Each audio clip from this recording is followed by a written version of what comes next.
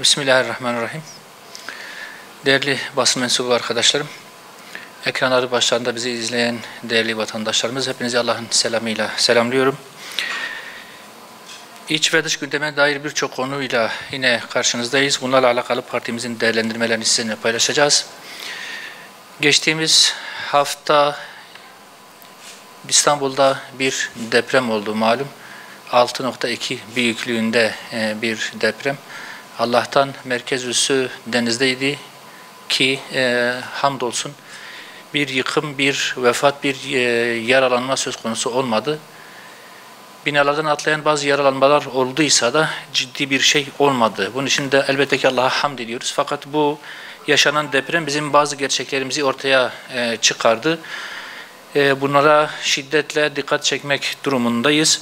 Yaşanan bu deprem bizim bu tür afetlere, özellikle İstanbul depremine, olası İstanbul depremine ki inşallah Allah-u Teala bize öyle bir depremi yaşatmaz. Ancak öngörülere göre söylüyorum, olası bir İstanbul depremine bizim ne kadar hazırlıksız olduğumuz gerçeği bir kez daha net bir şekilde ortaya çıktı. Kentsel dönüşüm sürecinin çok ağır ilerlediği hepimizce malum. Şimdiye kadar ciddi anlamda mesafe alınmış olması gerekiyordu ama bu mesafe henüz alınmadı ve doğru dürüst başlanmamış bile. Bu noktada kentsel dönüşüm sürecinin hızlandırılması ve alınması gereken tedbirlerin ivedi bir şekilde alınması gerektiği bir kez daha net bir şekilde ortaya çıktı. Bu kentsel dönüşüm sürecinde hiçbir ranta takılmadan, rant kaygısına düşmeden hükümetin ve ilgili diğer yetkilerin hızlı bir şekilde bu dönüşüm sürecini tamamlamaları gerekiyor. Aynı zamanda tersine göçü de teşvik edecek adımların atılması gerekiyor ki bu bize göre çok çok önemli bir adımdır. Bugün İstanbul malum Türkiye'nin en önemli sanayi kenti, üretim, istihdam, yatırım anlamında Türkiye'nin en önemli şehri ve bu doğal olarak da şehri büyütmüş, dışarıdan göç almasına vesile olmuş ve İstanbul devasa bir metropola dönüşmüş. İstanbul'da yapılan bu yatırımların, bu istihdamın, bu sanayi altyapısının Anadolu'nun diğer illerine de kaydırılarak nüfus yoğunluğunun burada toplanmasından ziyade Anadolu'nun bu diğer yerlerine de dağılması ve nüfus yoğunluğunun İstanbul'dan dışarıya çıkmasına da vesile olacak ciddi adımlara ihtiyaç vardır.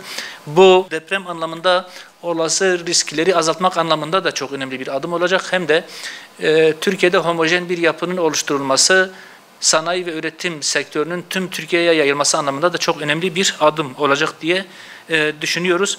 Yine bu depremin ortaya çıkardığı bir diğer realitede iletişim anlamında depremlerin yaşattığı sıkıntılar oldu. İnsanlarımız bu deprem anında sevdiklerine ulaşamadı. İnsanlar birbirleriyle iletişime geçebilmek noktasında ciddi sıkıntılar yaşadı. Dolayısıyla İletişim anlamında İstanbul'daki altyapının da çok sıkıntılı olduğu ve atılması gereken birçok adım olduğu bir kez daha bu vesileyle ortaya çıkmış oldu. Altyapısının güçlendirilmesi, iletişim ağlarının güçlendirilmesi ve alternatif programların hayata geçirilmesi de ciddi bir ihtiyaç olarak ön plana çıktı. Değerli arkadaşlar, dış gündemin de birkaç meselesine değinmek istiyorum. Son dönemlerde malum Hindistan ile Pakistan arasında ciddi bir gerilim söz konusudur. Keşmir merkezli bir gerilimden söz ediyoruz. Keşmir malum sadece toprak anlaşmazlığı ve benzeri basit sebeplerle yaşanan bir anlaşmazlık değil. Keşmir krizi yalnızca bir toprak anlaşmazlığı meselesinden çok çok öte. Aynı zamanda 15 milyondan fazla Müslümanın kimliği, inancı ve geleceği için verilen bir mücadeledir. Bu şekilde biz bakıyoruz. Müslümanların da, dünya Müslümanlarının da bu şekilde bakması gerektiğini düşünüyoruz.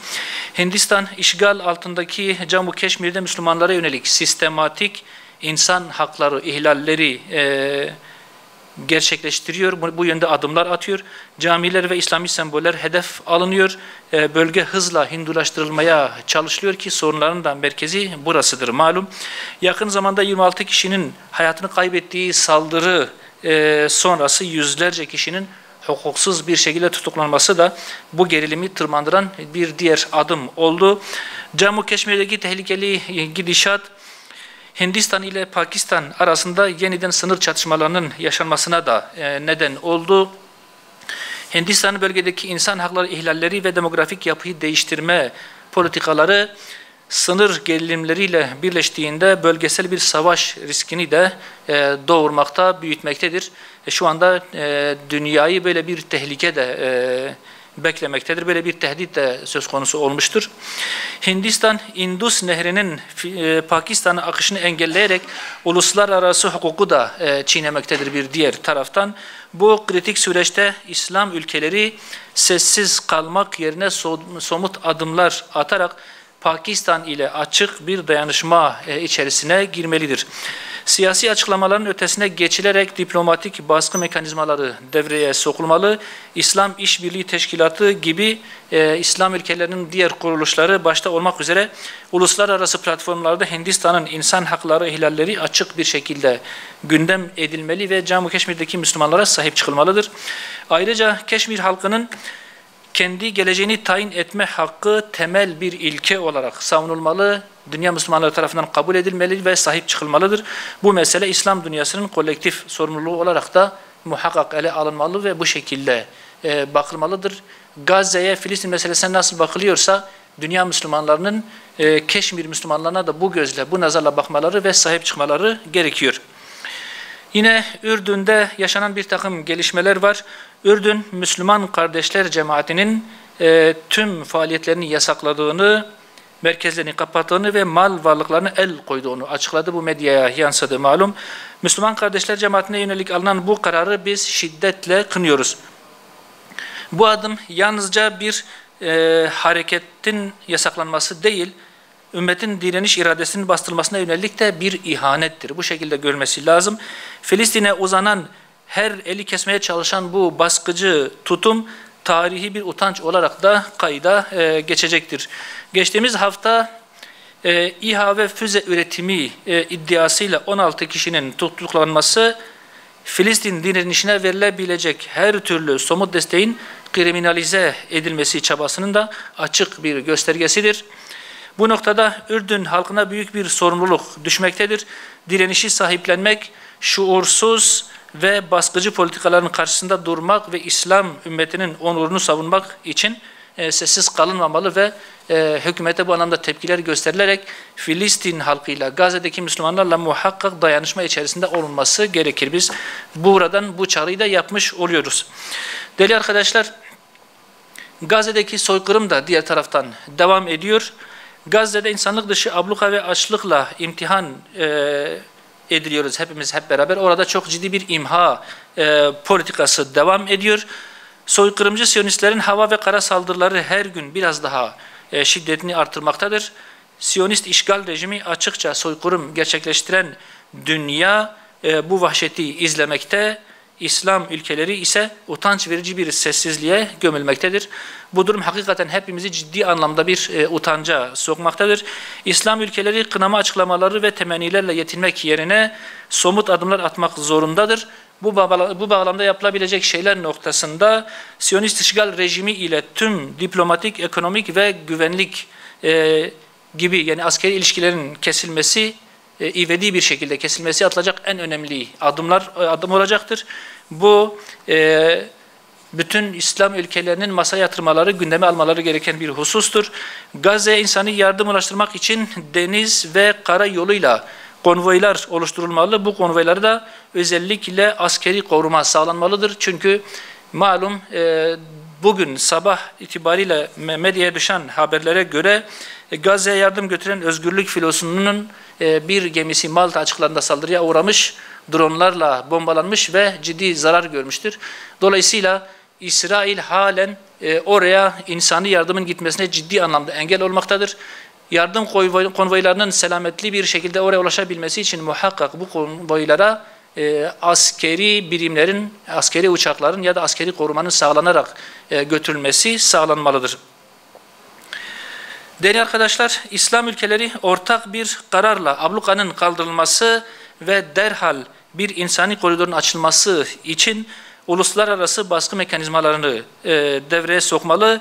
Birleşmiş Milletler Güvenlik Konseyi, Uluslararası Ceza Mahkemesi, Uluslararası Adalet Divanı ve diğer uluslararası platformlarda girişimler başlatılmalıdır. Siyonist rejimin suçlarına ortak olan şirketlere ambargo uygulanmalı, Siyonist rejim ürünlerine tam boykot ilan edilmelidir. İslam ümmeti ve diğer İslam ülkeleri bu noktada kendi vazifelerini, kendi görevlerini yapmadıkları için Siyonist rejimin insanlık dışı muameleleri ve hırçınlıkları her geçen gün biraz daha boyut geliştirmektedir. Dün de Şam merkezinde Başkanlık Sarayı'na yakın bölgeler bombalandı. İstikrarsız bir Suriye için ellerinden gelen her şeyi yapan İsrail aslında bütün İslam ümmeti için ciddi bir tehdit haline gelmiştir. İsrail'in durdurulması bütün insanlık için aslında çok ciddi bir sorumluluk, bir yükümlülük haline gelmiştir. Değerli arkadaşlar, yine iç gündeme dair Şırnak ile ilgili bir sorunu da sizinle paylaşmak istiyorum. Cizre Barajı malum Güneydoğu Anadolu Projesi dediğimiz GAP kapsamında inşa edilmesi gereken bir HES ve sulama barajıdır. Ancak uzun yıllar geçmiş olmasına rağmen halen bu barajın yapımına başlanmadı. Geçtiğimiz dönemde bunun başlanacağı ifade edilmişti ancak halen bir adım atılmış değil. Bu baraj oradaki memleketteki o tarım anlamında özellikle tarım bölgesi olan o coğrafya için çok önemli bir durum ifade etmektedir. Cizre, Nusaybin ve İdil'de çok geniş, çok verimli tarım arazileri olmasına rağmen sulanabilirlik ihtimali, imkanları olmadığı için bu tarlalardan, bu arazilerden istifade edilemiyor. Bu yılda malum olduğu üzere daha önce sizinle de paylaşmıştık, çok ciddi bir kuraklık söz konusudur o bölgede ve bu yıl oralardan hiç hasat alınamadı. Çünkü çok şiddetli bir kuraklık söz konusuydu. Bu barajın bitmesi o coğrafyada, yani o 3 ilçede, Cizre, Nusaybin ve İdil'de tam 770 bin dönümlük verimli arazinin suya kavuşması anlamına geliyor. Bunun yapılması durumunda Türkiye'nin çok verimli arazilere kavuşacağı, kendi kendine yeterlilik anlamında çok geniş imkanlara kavuşacağı ve o coğrafyanın da ciddi anlamda kalkınacağı hepimizce malum olan tartışmasız bir yatırım olacak. Ancak uzun yıllar geçmesine rağmen bu yatırımın halen yapılmamış olması ciddi tartışmaları da beraberinde getiriyor. O memleketin de yatırıma ihtiyacı var. O coğrafyanın, o verimli arazilerin de suya kavuşmaya ihtiyacı var. Ve bu o bölgenin, o insanların hakkıdır. Dolayısıyla buradan çağrımızı bir kez daha yeniliyoruz. Tarım Bakanlığı'nın, Devlet Su İşleri Genel Müdürlüğü'nün, Maliye Bakanlığı'nın bu noktada keselerin ağzını açarak bu yatırımın bir an önce başlanması, bu yatırımın bitmesi ve o coğrafyanın, o verimli arazilerin toprağa kavuşması çok şiddetli bir ihtiyaçtır. Bu anlamda daha fazla zaman kaybedilmemesi gerektiğini düşünüyoruz.